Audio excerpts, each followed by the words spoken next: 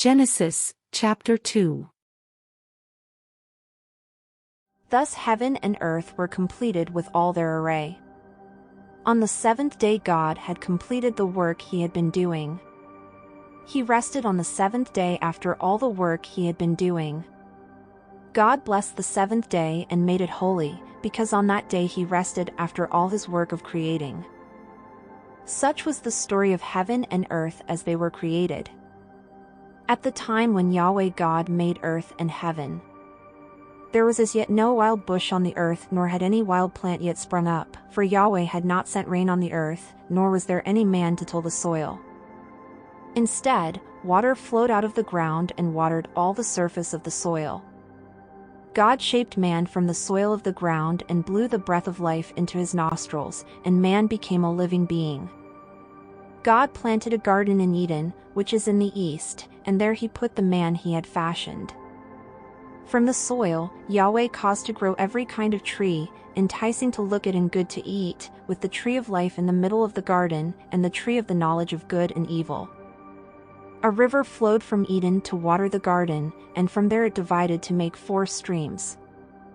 The first is named the Pishon, and this winds all through the land of Havilah where there is gold. The gold of this country is pure, bdellium and cornelian stone are found there. The second river is named the Gihon, and this winds all through the land of Cush.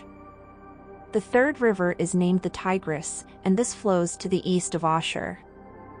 The fourth river is the Euphrates. Yahweh took the man and settled him in the Garden of Eden to cultivate and take care of it. Then Yahweh gave the man this command: "You are free to eat of all the trees in the garden. But of the tree of the knowledge of good and evil you are not to eat, for, the day you eat of that, you are doomed to die." God said, "It is not right that the man should be alone. I shall make him a helper."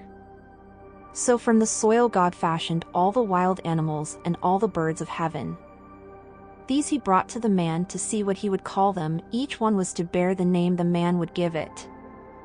The man gave names to all the cattle, all the birds of heaven, and all the wild animals. But no helper suitable for the man was found for him. Then God made the man fall into a deep sleep. And, while he was asleep, he took one of his ribs and closed the flesh up again forthwith. God fashioned the rib he had taken from the man into a woman, and brought her to the man. And the man said, "This one at last is bone of my bones and flesh of my flesh.